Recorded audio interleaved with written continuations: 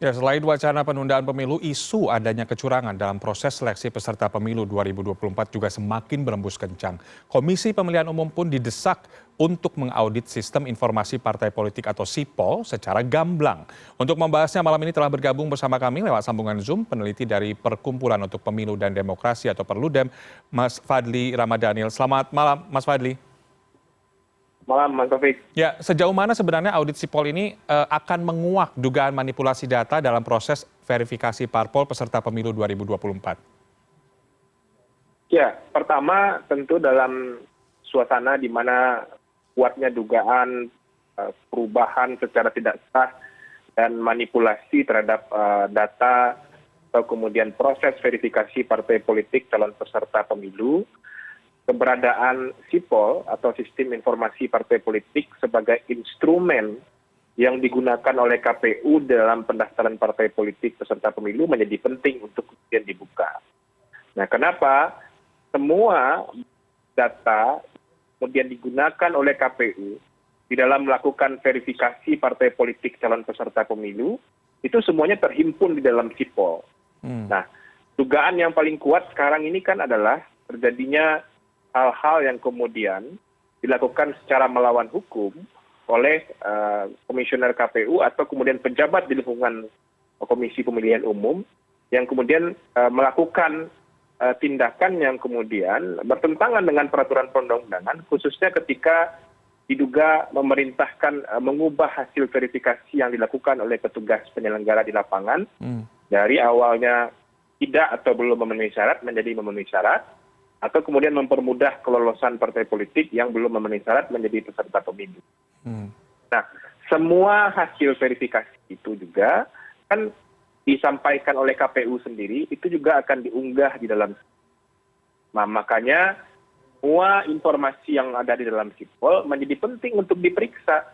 Apakah perubahan data, perubahan informasi, atau kemudian hasil verifikasi yang dilakukan oleh Komisi Pemilihan Umum itu memang dilakukan dalam timeline sesuai dengan peraturan perundang-undangan, atau bisa saja terjadi perubahan di tengah proses verifikasi yang sudah selesai. Untuk kepentingan-kepentingan tertentu, bisa saja informasi yang sudah diunggah di SIPOL kemudian diubah lagi untuk menyesuaikan kepentingan yang saat ini sedang diduga terjadinya pelanggaran pemilu. Nah, oleh sebab itu, Mas Taufik, menurut saya penting sekali SIPOL ini dibuka dan diaudit bagaimana sebetulnya aktivitas yang terjadi di dalam SIPOL ini selama proses pendaftaran, verifikasi dan penetapan partai politik kemarin. Ya, nah SIPOL ini kan tidak memiliki legitimasi hukum apapun untuk dijadikan instrumen sebenarnya dalam pendaftaran, kemudian verifikasi administrasi faktual dan juga penetapan partai politik peserta pemilu. Itu artinya apakah sejak awal SIPOL ini dijadikan alat untuk sejumlah oknum bermain curang? Menurut saya tidak tepat kalau kemudian SIPOL dikatakan tidak punya legitimasi hukum ya untuk digunakan dalam proses pendaftaran, verifikasi dan penetapan partai politik. Kan aneh juga, beberapa waktu yang lalu salah satu komisioner KPU mengatakan SIPOL ini sebagai alat bantu gitu.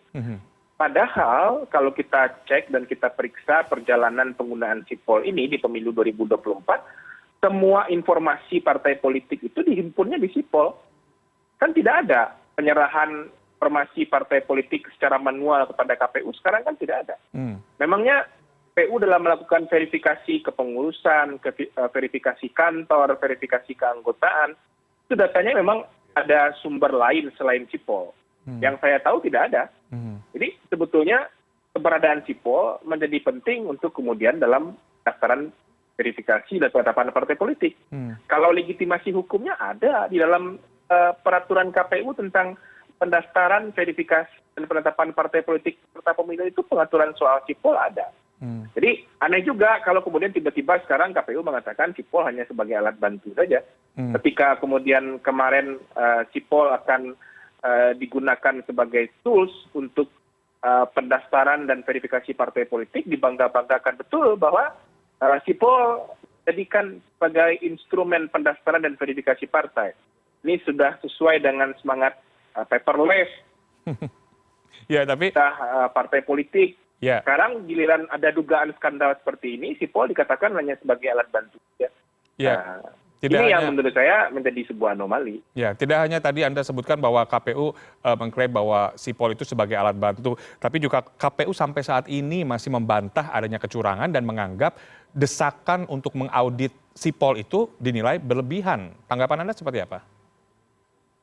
Singkatnya menurut saya, kalau memang tidak ada masalah, kenapa ragu untuk melakukan audit? Hmm. Justru di tengah keraguan publik seperti sekarang, dan di tengah adanya dugaan terjadinya kecurangan dalam proses verifikasi partai politik peserta pemilu, untuk mengembalikan trust publik, KPU harusnya terbuka saja. Semua informasi yang ada dalam Sipol itu kan informasi partai politik sebagai institusi publik yang juga berhak diketahui oleh publik. Jadi kenapa tiba-tiba menjadi enggan untuk kemudian membuka informasi yang ada di dalam Sipol? Ini yang kemudian menurut saya menjadi aneh. Nah, kenapa kemudian tiba-tiba KPU mengatakan tidak ada urgensinya mengaudit Sipol? Sekarang ada dugaan anggaran dalam proses verifikasi partai politik yang semua informasinya ada di dalam Sipol. Aktivitas Sipol itu penting untuk diketahui di dalam mengungkap dan membuat terang dugaan pelanggaran ini. Nah, kenapa kemudian KPU tidak menyambut itu? Ini yang menurut saya menjadi sesuatu hal yang sangat dipertanyakan. Nah, ketika ditanya dong data Sipolnya, buka dong kemudian berita acara hasil verifikasi faktual dan penetapan partai politik peserta pemilu itu. Dulu kan yang saya tahu KPU juga berjanji data itu akan dibuka. Yeah. Nah, sekarang kenapa tiba-tiba katakan tidak ada urgensinya untuk kemudian membuka informasi dari dalam Sipol gitu. Itu artinya Jadi, tidak.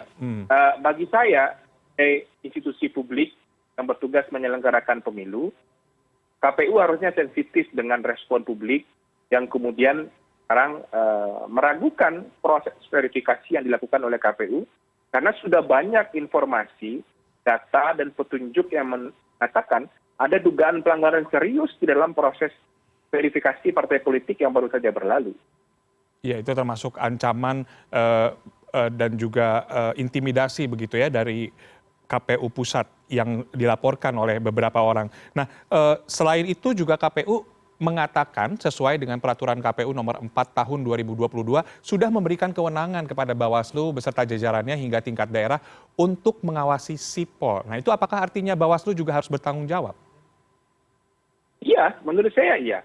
Kalau kemudian sekarang Bawaslu tiba-tiba mengatakan mereka tidak menemukan satupun dugaan pelanggaran di dalam proses verifikasi partai politik peserta pemilu ini, mohon maaf, saya harus mengatakan berarti ada pelan di dalam proses pengawasan yang dilakukan oleh Bawaslu. Kenapa? Ini informasi, data, laporan yang masuk kepada koalisi masyarakat sipil terkait dengan dugaan pelanggaran, manipulasi data, perubahan data, atau bahkan dugaan ancaman kepada teman-teman penyelenggara pemilu di daerah berkaitan dengan kelolosan partai politik tertentu dalam proses verifikasi, itu semakin terang. Nah, kenapa Bawaslu sebagai instrumen negara diberikan kewenangan untuk mengawasi tahapan pemilu, diberikan anggaran, diberikan sumber daya, tidak menemukan itu? Kalaupun taruhlah misalnya tidak menemukan ketika proses verifikasi kemarin ya, kalau misalnya tidak menemukan itu. Nah, sekarang kan informasinya sudah terkuak pelan-pelan semakin terang di ruang publik. CNN sudah memberitakan berkali-kali, beberapa media nasional juga sudah memberitakan berkali-kali. Kenapa kemudian tidak ada inisiatif untuk kemudian menelusuri dugaan-dugaan yang sudah disampaikan oleh media tersebut secara terang dan benderang? Terlalu simplifikasi kemudian mengatakan ada dugaan pelanggaran, itu hanya berita di koran. Itu menurut saya menyedihkan juga kalau kemudian Bawaslu secara terburu-buru mengatakan hal seperti itu. Ya, padahal mereka seharusnya kalaupun memang misalnya tidak menemukan dugaan pelanggaran ketika mereka melakukan pengawasan, pada saat verifikasi itu dilaksanakan beberapa waktu lalu, sekarang ini itu masih bisa mereka respon dengan kewenangan yang ada pada mereka. Dan jangan lupa Mas Taufik, Bawaslu itu bukanlah institusi yang baru bekerja menelusuri dugaan pelanggaran ketika ada laporan masyarakat. Mereka bisa bergerak tanpa ada laporan masyarakat dengan domain kewenangan pengawasan yang mereka miliki.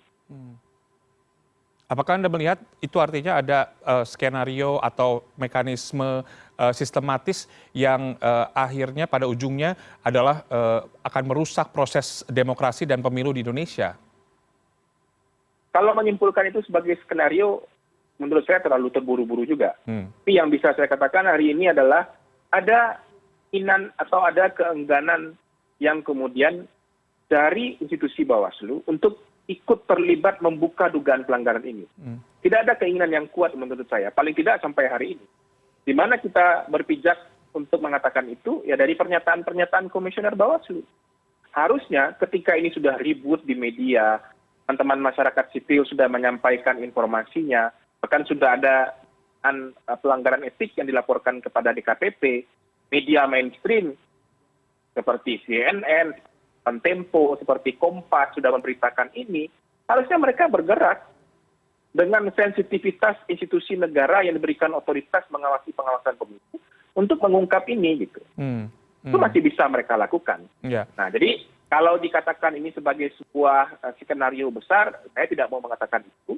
Tapi terlihat saat ini adalah ada ketidakseriusan dari institusi negara yang diberikan otoritas untuk mengawasi tahapan pemilu untuk mengungkap ini secara terang benderang. Nah, selain audit yang juga saat ini sedang didesak oleh banyak pihak, audit Sipol, apalagi langkah yang bisa membuat terang kasus ini, Mas Fadli? Nah, salah satu yang diharapkan sebetulnya kan upaya buka dalam pelanggaran ini melalui mekanisme penegakan hukum oleh Bawaslu. Karena bagaimanapun juga dugaan-dugaan kecurangan yang sekarang terjadi ini kan merupakan proses administrasi pemilu yang kalau memang terbukti curang itu harus dikoreksi melalui putusan pelanggaran administrasi pemilu juga yang itu penangannya ada di Bawaslu. Jadi misalnya ya, kalau memang ada partai politik yang tidak berhak lolos menjadi peserta pemilu karena sesungguhnya secara faktual tidak memenuhi syarat, pasti ada koreksi. Dan koreksi itu dari mana asalnya? Dari penanganan pelanggaran yang dilakukan oleh institusi Bawaslu. Apakah Jadi, itu yang sebetulnya kita harapkan juga begitu. Dan Bawaslu sekali lagi tidak perlu menunggu adanya laporan resmi kepada mereka. Sensitivitas dan sains terhadap adanya dugaan kecurangan pelanggaran pemilu yang sudah di depan mata, mereka tidak perlu menunggu ada laporan masyarakat. Berbeda dengan proses di DKPP ya. DKPP itu kan dugaan pelanggaran etik, sifatnya memang bagian DKPP itu pasif. Mereka baru akan bekerja kalau sudah ada pengaduan. Bawaslu tidak. Bawaslu itu punya mekanisme menemukan dugaan pelanggaran dari hasil pengawasannya. Nah sekarang ketika sudah ada informasi, sudah ada pemberitaan, sudah ada tanda-tanda dugaan pelanggaran itu memang terjadi, telusuri lebih jauh dengan otoritas, kewenangan, sumber daya yang di Bawaslu. Nah, sejumlah partai ini sedang menggugat keputusan KPU itu di Pengadilan Tata Usaha Negara Jakarta. Apakah ini bisa jadi langkah terakhir untuk menguak dugaan kecurangan di KPU? Ya, menurut saya apa yang dilakukan oleh partai politik yang tidak lolos menggugat ke PT UN itu sebagai sebuah upaya hukum untuk perlindungan hak pilih mereka. Kalau memang kemungkinannya nanti misalnya terbukti di pengadilan, mereka memenuhi syarat, kalau ada kesalahan dalam proses verifikasi yang dilakukan oleh KPU, ya bisa saja tindak lanjut terhadap keadaan hukum mereka, gitu. Misalnya verifikasi ulang atau lain sebagainya. Tapi kalau kemudian memang mereka secara prosedur, secara persyaratan tidak terpenuhi, ya memang mereka tidak layak menjadi peserta pemilu. Nah, jadi itu sesuatu yang kemudian juga bisa menjadi pintu masuk untuk membuat terang ini menurut saya. Dan tidak akan tergambar seperti apa sebetulnya verifikasi faktual partai politik itu dilakukan oleh KPU. Apakah kemudian dugaan-dugaan kecurangan yang saat ini sedang terjadi mengemuka di ruang publik dan sedang berproses secara hukum ini juga terjadi kepada partai politik yang saat ini sedang menggugat di pengadilan itu. Apakah sudah saatnya Komisi 2 DPR RI dan juga pemerintah untuk turun tangan mengevaluasi KPU? Oh iya. Menurut saya Komisi 2 DPR harus segera memanggil KPU untuk menjelaskan kekisruhan ini. Karena Komisi 2 adalah lembaga DPR, kemudian punya otoritas, kemudian melakukan pengawasan terhadap berjalannya proses pemilu. Dan ini tentu mereka harus panggil KPU untuk membuat terang ini. Begitu. Atau justru butuh pemeriksaan dari pihak eksternal dan juga independen, mengingat kecurangan ini diduga melibatkan struktural Komisi Pemilihan Umum secara berjenjang, mulai dari tingkat nasional hingga daerah begitu. Nah, kalau KPU punya keinginan yang kuat untuk kemudian memenuhi transparansi dan akuntabilitas dari proses penyelenggaraan pemilu, terutama terkait dengan proses verifikasi faktual partai politik yang diduga bermasalah dan diduga ada kecurangan di dalamnya, mestinya KPU tidak perlu ragu untuk melibatkan pihak eksternal dalam proses audit sipol ini. Nah sekarang Mas Taufik, kan melibatkan pihak eksternal, keinginan untuk terbuka, transparan, membuka informasi di dalam sipol, membuka aktivitas sipol sepanjang proses verifikasi kemarin, kan KPU-nya sangat enggan sekali. Mulai mengatakan bahwa sipol itu hanya alat bantu, tidak ada urgensinya membuka sipol dan lain sebagainya. Itu kan narasi yang dibangun tolak semua ini. Gitu. Yeah. Nah ini menurut saya sekali lagi ini mengkhawatirkan sekali. Yeah. Dan tentu tidak boleh juga mereka melarang orang prasangka bahwa memang jangan-jangan terjadi sesuatu yang tidak sesuai dengan mekanisme yang ada. Apa? Artinya kan kalau orang bersih, memang tidak ada masalah, apa mereka harus risih? Buka saja semua informasi. Toh kan ini semua informasi publik. Ya, baik. Terakhir, Mas Fadli, selain desakan untuk segera mengaudit sipol ini, apa yang harus dilakukan agar pemilihan umum 2024 berjalan bersih dan juga jujur?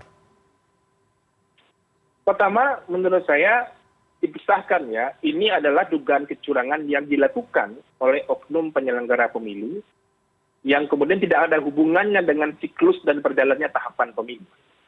Jadi kalaupun memang nanti ada kecurangan, misalnya ya ada bukti kecurangan yang terjadi oleh penyelenggara pemilu, ya penyelenggara pemilunya yang harus diproses. Siklus pemilu bagaimana? Ya berjalan terus. Kerangka hukumnya sudah ada, anggarannya sudah ada, mekanisme dan rule-nya sudah lengkap. Ya proses pemilu berjalan terus saja, bagaimana sistemnya. Yang pertama.